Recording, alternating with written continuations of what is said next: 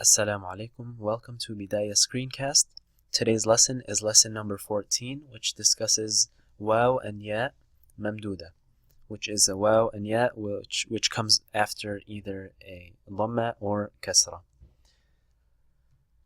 The concept of Dhamma being related to Waw is the same as Fatha being related to Alif. It's double the time span. So we said Ta, Fatha, Ta, Ta, Fatha, Ta, and we said Ta, Fatha, Alif, Ta. And a reminder, in the previous lessons we said Ta, Fatha, Alif, Tawila, Ta. However, we only use that for a side-by-side comparison with Alif Tawila and Alif Qasira, for the tall Alif and the small Alif. But in normal use, no need to say Alif Tawila, just Ta, Fatha, Alif, Ta. And similarly, we'll do this with the Ya. Ta kasra ti, ta kasra ya ti, ta dhamma tu, ta dhamma waw mamduda tu. And so forth. We can teach the lesson.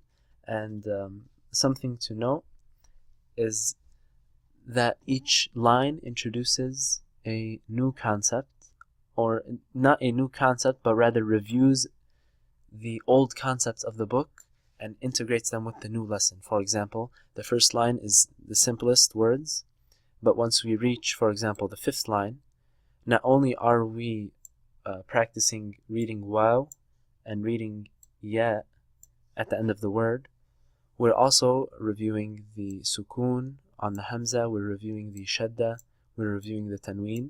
So in this way, the student does not forget the old concepts.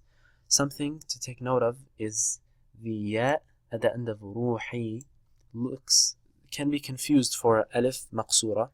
So we should make it clear to the student that ya does not have two dots in the Quran. When it's the final letter in the word and it's preceded by a kasra, there are no two dots.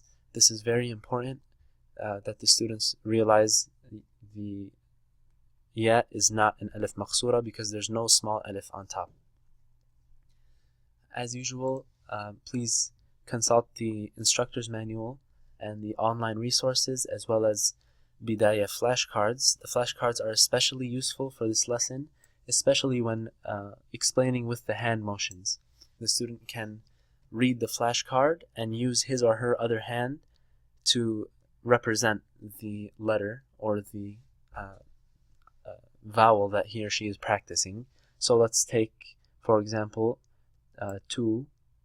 The student knows that a dhamma is upward motion with the hand. So since we're increasing it to 2 harakat, because the waw represents 2 dhammas in terms of time, the student will do upward longer motion, 2 upwards.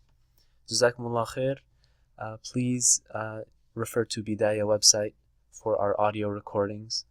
May Allah make it easier. Jazakumullah khair. Assalamu alaikum wa rahmatullah.